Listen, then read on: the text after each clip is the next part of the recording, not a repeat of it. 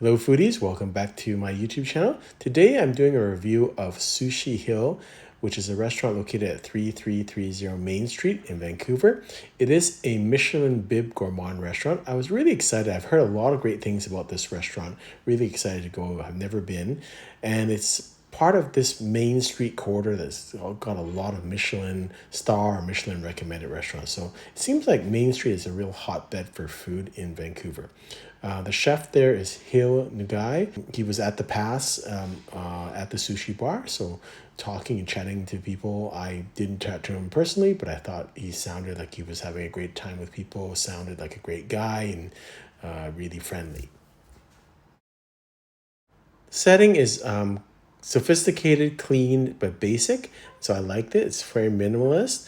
I'm actually surprised they got a Bib Gourmand rating because it's quite, some of their stuff is quite outstanding and quite pricey. So I would have more thought that they would be in the regular recommended restaurant. So maybe it's they wanted to give an extra shout out, but it can be pricey in terms of what at least we ate. It would seem like not in the Bib Gourmand category.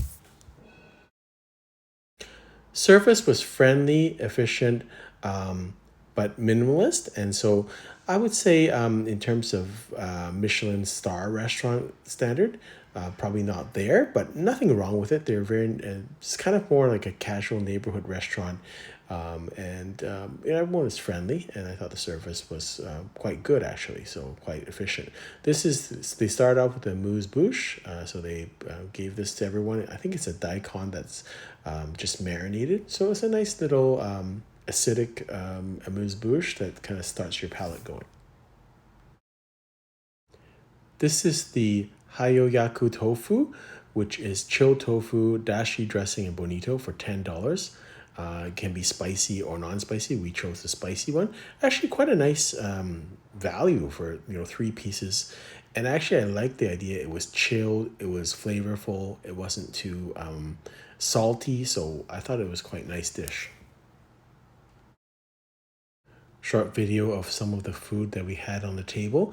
They have a good variety of things, and then like Tozen, which is another restaurant I reviewed recently, they actually are able to handle the idea of having both great cooked food and sashimi and sushi. So this is included into the sets. You get miso soup and some type of salad. For this one, I think it's a spinach gomai, and so it's kind of a nice little add-on for your set dinners. I had the sashimi morawasi, which is the chef's daily selection, 15 pieces for $55. So I thought actually it's a pretty decent deal. It's quite a nice size, as you can see by the pictures. I'll go through each one when we go to the video, but not expensive if you consider the amount of food that you get for this set.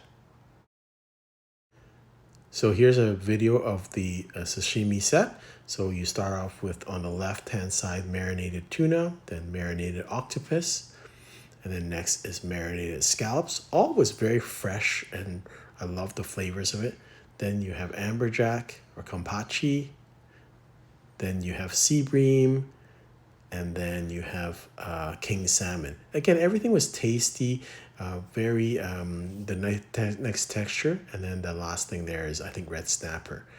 This is now the next, which is the chirashi set, which is assorted seafood with sushi rice. You get the miso soup and also the spinach salad, and you can see it's beautifully displayed, really pleasant in terms of the actual display of it. The actual taste of it was good too. Everything was fresh. I thought it was a good size for $50. I thought it was a pretty decent meal. So I really liked the artistry. All the food came out very well presented. I really enjoyed that. This is the King Oishi Ibori sushi. So this was actually quite nice, and I think compared to the iburi sushi at Miko or Manami, other Japanese restaurants in town, I actually quite like the taste of this. It is $20, a little expensive, marinated negatoro with tuna tataki, soy paper, green, and taro. I thought it was good. in terms of the taste profile was quite nice. Again, the quality is good. The size of the dish is actually quite good also. This is a short video of the maki set. So again, it includes miso soup and a spinach salad. And then you get a number of makis, which are actually done very nicely. So my bure and how they do their maki is very artistic. And this is all for $38. So I thought it was quite a good deal. And here's the video of the king salmon oishi also. So this set contains 4 pieces of super tuna roll, 4 pieces of king oishi, 4 pieces of Hokkaido scallop. And so that's quite a sufficient meal. I would say the king oishi, I would prefer it in the sashimi style compared to the aburi style. I thought it was a little bit wasted in the aburi style because the king salmon is so nice and so fresh and so fatty. So I like that very much. This is their snow crab roll, which I thought was also very nice. $25, a little bit on the expensive side, but you can see you get quite a few pieces, and it's really nice how they do their rolls. They have the ingredients on the top, which is really artistic. So this has Hokkaido snow crab, greens, tobiko, and serrano. And I actually like the idea that they actually has some mango on the bottom, and that really that acidity was really nice to kind of go with that. So I thought it was quite nice in terms of the mix of some sweetness and some acidity, a little bit different than what you would normally see. Short video of the snow crab roll, and then coming up next is going to be the bluefin tuna roll, which is $25. Not expensive for bluefin, so it's assorted bluefin inside tobiko and shisho. So I thought a couple of things here. In terms of the actual size, it's great. In terms of the presentation, probably could be a little bit more appetizing. In terms of the roll, I mean, it was very tight, so that was good in terms of how they rolled it. But the actual bluefin they used, I actually tasted it. It was okay, so the terms of the quality. So I really liked it. I thought it's still a good dish, and you get lots of bluefin, I guess, for the money. But I guess the quality to me wasn't as good as the individual pieces, of course. Next, we had the oyster motoyaki. So this is $12. It's a beach oyster, spinach, mushroom, and motoyaki sauce. For what it is, I think it's a little expensive.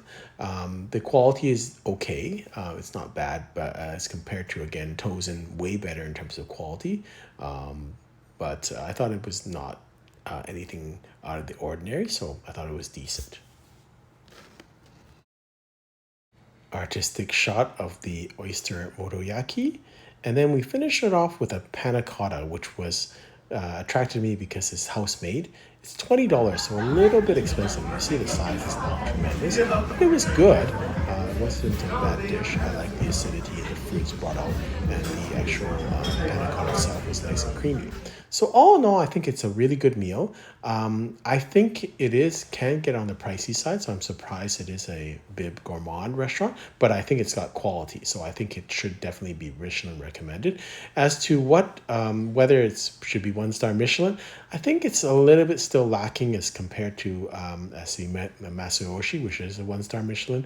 I thought the quality, it's very artistic, it's very good. The service standard is very friendly but casual.